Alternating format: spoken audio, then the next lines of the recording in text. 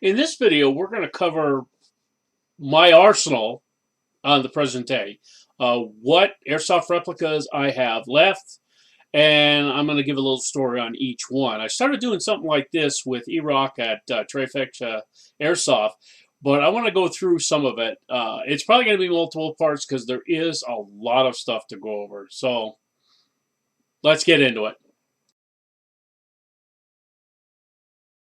Okay, now these are AEGs I have that aren't classified as anything else. This section used to be big, but now it's kind of small. We're going to start off with the KA Thompson. I've owned 3 Thompsons. I had 2 M1A1s, M4, yeah, whatever this is. What is this? I forget now. Let's see. It's M1A1. I had 2 of these. I'm sorry, I'm getting okay. I had 2 of these. The first one was an original King Arms that I bought that I put the wood kit on that I sold to a teammate. I then bought a Thompson 128 version that was boneyard and fixed it all up. Sold that to a teammate.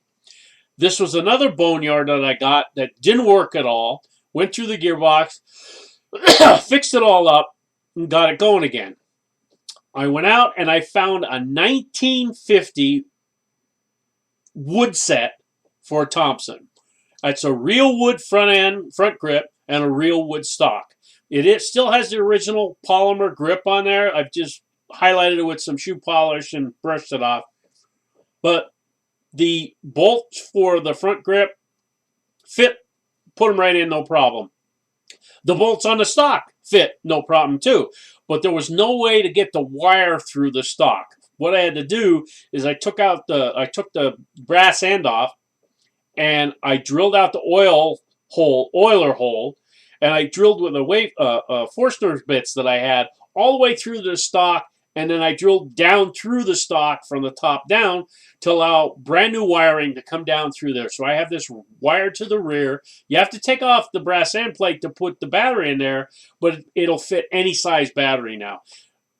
The only other work that I've done besides messing around a little bit with the gearbox, like lube and shim, things like that, is a brand new hop-up. I put a green bucky in this. This thing shoots like a laser with 3.0s. Now, with 3.0s, it's shooting about 300 FPS. Okay, I don't know what the joules is on that, but it's still under any field that I want to take it to. And this thing shoots phenomenal. I have a whole gear set with this, a whole bunch of drum mags, stick mags, and I have a whole loadout, like World War II loadout, with a lot of replica gear and real steel gear on it. So when I take this out, I have a lot of fun. This is a go-to weapon. I haven't used it for a while, and that's why I got it up for sale. If somebody wants to buy it, I probably would get rid of it. There's a lot of stuff that comes with it. Next one is another one I bought on a lark. I bought this FAMAS. Now, I just threw the scope on it to be funny. I bought this FAMAS, and I think it came with 2 mags. I took it out, shot it. I'm like, I don't really like the bolt butt style of this gun. And I put it back in the box, and it's been sitting upstairs ever since. It's almost new. It went out for 1 game, 2 mags. It's almost brand new. Okay? So it's just sitting up there, and I'm not using it. That's why I thought if somebody wants to buy it, I'm going to get rid of this one too. It might be a cool weapon if somebody did some work on it, but it probably needs a bucking, barrel, hop-up. Well, maybe not a bucking, or maybe not a hop-up, but a new bucking and a new barrel. Maybe do some work to get the mags to feed a little bit better, and because that's what I heard. These have problems with the mags feeding. But it seems like a decent gun. It's just not my cup of tea. This one. This was an original AGM Sten Mark II. I made it into a Mark V. And you say, what makes it a Mark V? 1, has the front buckhorn sights on here. 2, it has the front grip on here, the wooden grip on it. 3, it has the grip back of the trigger. And 4, it has the wooden stock on there. So those 4 items on there make that a Mark V. Now, it was easy getting the buckhorn sights on the front. Well, not really easy. I had to drill it out, grind it out, and then bend it back on. The front grip bolted right on there, not a problem. And the rear grip bolted to the stock, because that is a real steel stock. And it's a real steel grip and sight that I bought, too. This stock, again, like the Thompson, I had to drill out the back and then drill down through so I can get the wires in there. And instead of putting the goofy battery in the top, you now have this huge stock to put a battery in. So I can put a massive battery in this, and it'll run all day instead of on a little dinky battery that fits there and runs out all the time. This is a really fun weapon to shoot. There are 50 round mags, which is denoted by the white tape on there. They're low caps. And I have yellow 110 round mags, which are polymer. A lot of fun to shoot. I do put this with a battery MOSFET and make it shoot 5 round bursts. The mags will last a little bit longer because this is only full auto. Now, you can do the battery MOSFET and make it shoot semi, but because the way the gearbox is, you never get quite one shot. It's usually a double shot. It's a lot of fun to shoot, though, and I used to take this out quite a bit. I used to grab this and have a lot of fun with this. Makes me want to take it out and use it now. But if somebody's looking to buy this and get something like that, it'd be a good weapon to snag. This one, my grease gun. Now, this is the original picture. I bought a bunch of mags for this. I bought a real steel dated 1943 bag for it. You name it, I bought it for it. I even bought a shroud for the front end that they came out in the later years of World War II, or at the end of World War II. But it still has the inherent problem of that itty-bitty battery space in the back. You can put a nice skinny little 7.4 LiPo in there, and it does shoot pretty decent. And the wiring was horrible on this. I had to do a little bit of work on the wiring on that. It's a really fun weapon to shoot, replica to shoot. The problem is the battery space is just limiting. Now, I know guys that have put stocks on them and things like that, but then it's not a grease gun. It's actually, a Frankenstein version. So that's something that we don't want to do. Okay, in this section of the video, we're going to talk about my AEPs. Now, as you can see, there's only 4 here. At one time, this was a huge section.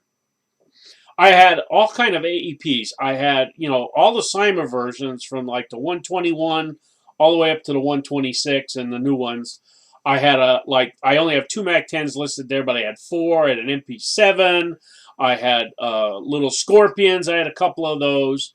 There was a lot of AEPs that I had. So this is down to the last 4 that I have. And we're going to start out with my go-to. This is my Sia CM030. And as you can see, there's a lot of different things that I got with it.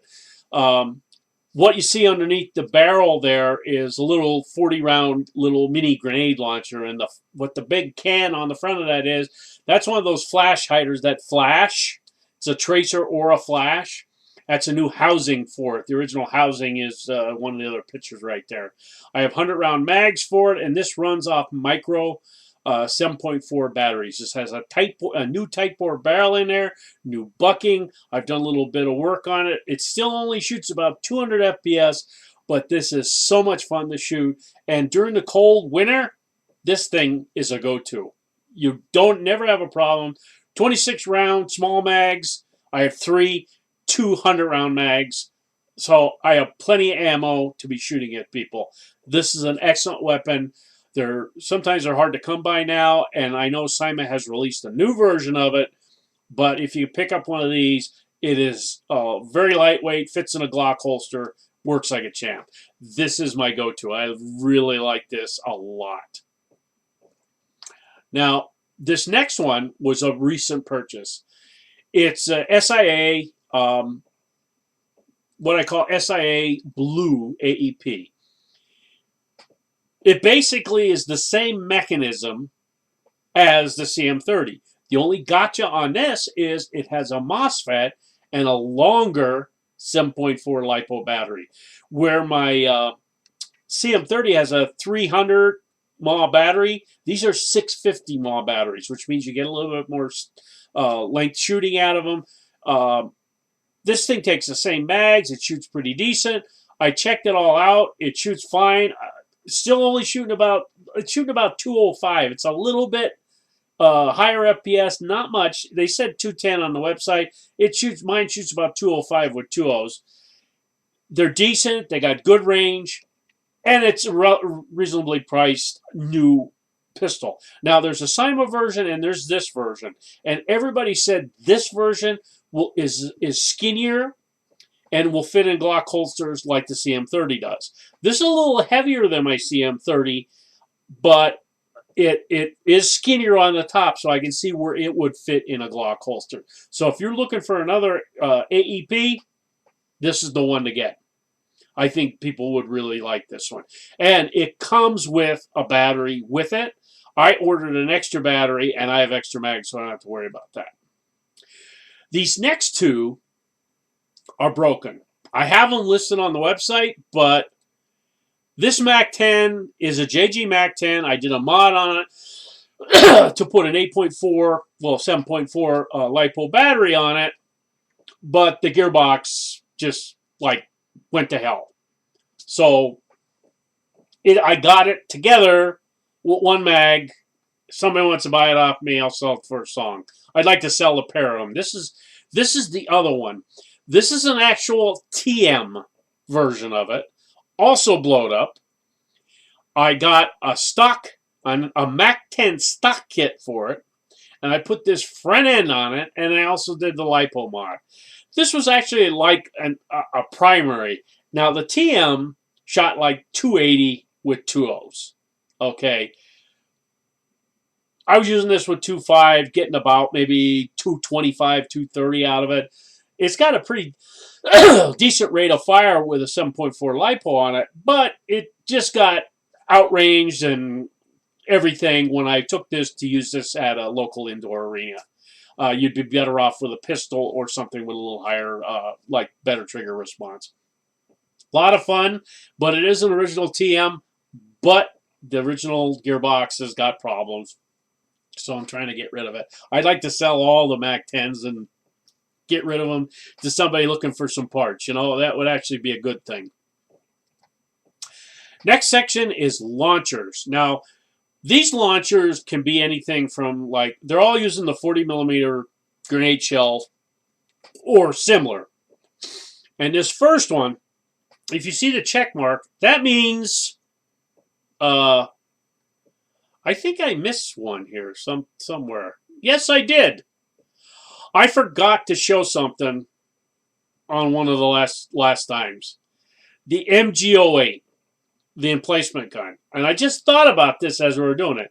This is a custom-built Mg08 World War I, World War II machine gun.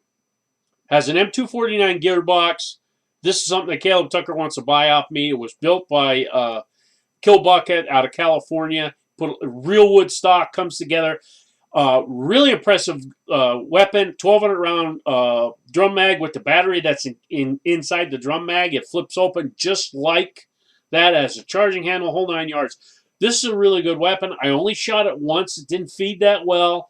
He sent me a new hop-up for it, but I never did anything else with it. It's too nice. I have it sitting on top of my shelf now. Nobody messing around with it. If he wants to buy it, I'm going to be selling that to him. So let's get back to our launchers. The KAW, Craft Apple Works Grenade Rotating Launcher. This has the stock kit on it. This has the front end kit on it. I put a carry handle on it. Has a green laser, a couple other things. This is a stock picture that I saw in another magazine with the shells, a knife, and that's my plastic knife, my CM30 with the COG grenade launcher. Now this one, I have a lot of stuff in it. When I bought the stock kit and I bought the front end kit, they were like $200 some each to put on there, and the original COG was like probably $600. And then I bought a crap load of shells with it. I'm talking like just in the box itself, I think there's 24 shells. Plus all the other shells that I have in bags and stuff for this. I have a bandolier for grenade shells. This was a really interesting weapon to buy, to wield, very heavy. You got 6 shots, and if you want to carry a whole bunch of shells, that was great. I took it to one game. I had a pistol in this, and I had 12 shells.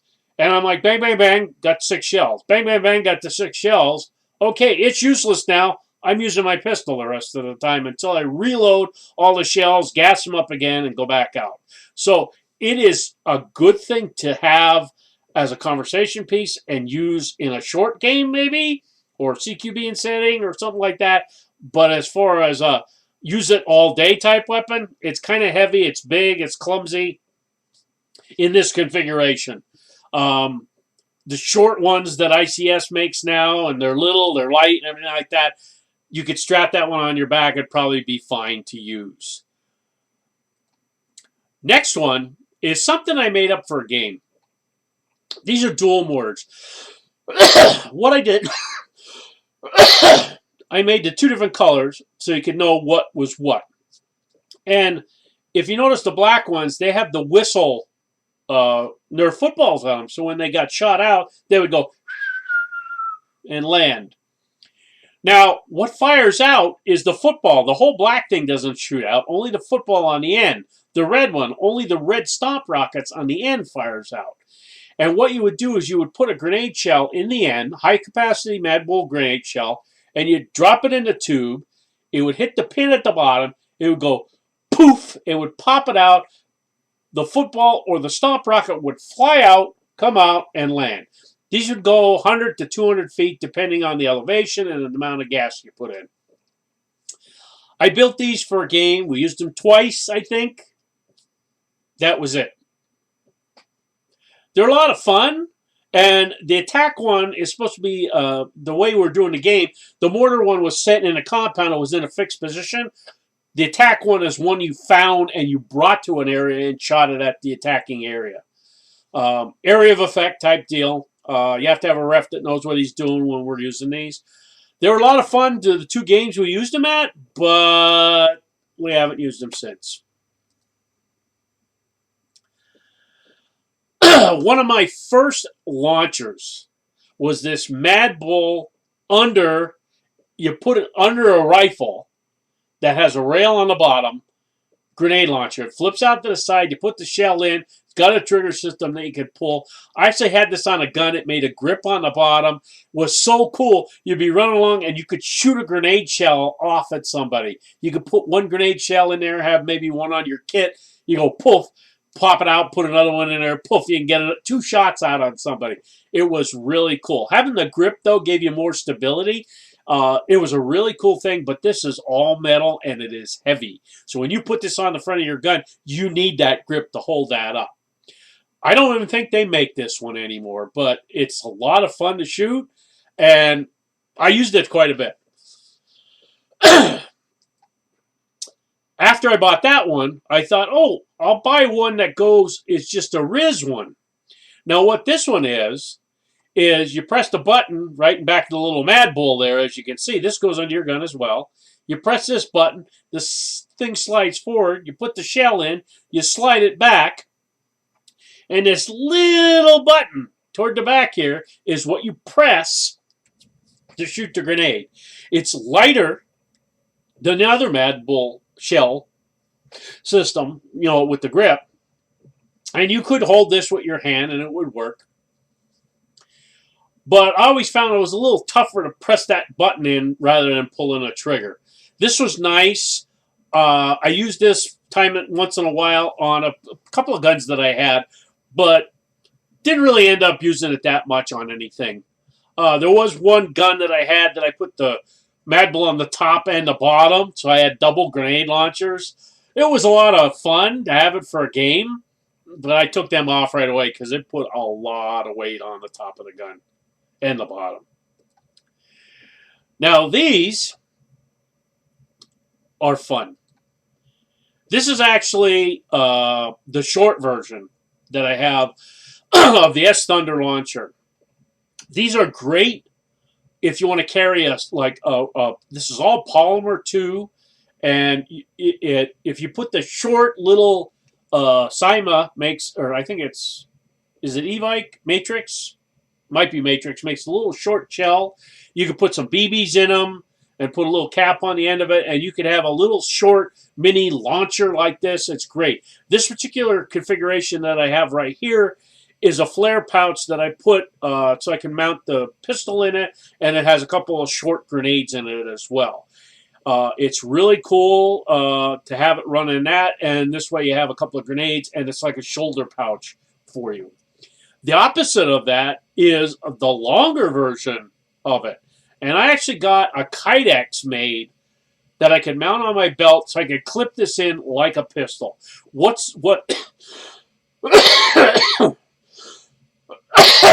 this has is you put the shell in any size, and then you can put a projectile in the end. I was putting in the rubber golf balls. I was putting in little rockets. I was putting a whole bunch of different things in there and shooting them out. Now, you'd only get about 40 to 50 feet out of them, but, you know, shooting projectile out of this was awesome. And if you used like a Mad Bull high-capacity shell or one of the Matrix open-end shells, you could put BBs in it, put a cap on it, and shoot it like a big shotgun at somebody. This was great for CQB. I had a lot of fun with that when I took it down and used it at a particular arena that we had going in the area. My next one is an ultimate fail. I made this, and the center part came apart. Actually, it would twist apart and come apart. You put the grenade shell in, put it back together, and twist it together, and you would use the grip there, scissor grip, to fire the shell. Now, I was using it. I was trying it with some of the mortar shells, but I ended up just using regular high-capacity grenade shells on there. It didn't work the way I wanted it to work. I wanted it to be like an anti-tank weapon that you could shoot something out of, but it never quite got the workings correct. It was a good thing in concept, and it did work, but it never shot the projectile far enough to like make it effective at a game. So I consider it a fail. I never even painted it up. That's how it's sitting upstairs in my room. So, and this one is my favorite launcher. This is a Zoxna. Now, I actually had another one that I sold to Caleb Tucker, which used a shotgun shell. I actually sold this pistol, too. So the launcher is the only thing that's left. The silencer, the pistol, everything is gone. The launcher shoots 40 BBs. And it is so easy to pull that handle back and shoot. Just a little bit of pressure back and pull 40 BBs out in a big spray. I've surprised so many people with this that they're like, oh, wow, what was that? Really efficient on gas, but like about a second of gas and it's filled up. Little O-rings on the front. You just pour the 40, you just click the 40 BBs in there. There's 8 spots, 5 BBs in each. Put them in there. Boom, 40 shots out. It's great. I actually took this and I had a little grenade with gas in it that I could refill this and put BBs in. I had a speed loader. So I actually filled this up on the field once and was able to use it again shooting at somebody who was like totally shocked because I had used it like 10 minutes before against somebody else. And he's like, how the hell did you get it to shoot again? And I'm like, yeah, I fill it up again. This is a great weapon. These are hard to get now, I was told. I haven't looked for one, but a couple of people have been pestering me. Besides Caleb Tucker, I have like 2 other people are pestering me to buy this off me. And I'm like, buy your own. But they can't find it or it's not available. It might be a COVID thing that they can't get them shipped in, or Zoxnot just doesn't have any available, or they're making a new version. I don't know what's going on. But I know people are trying to get a hold of the Soft Mine. And nope, not selling it.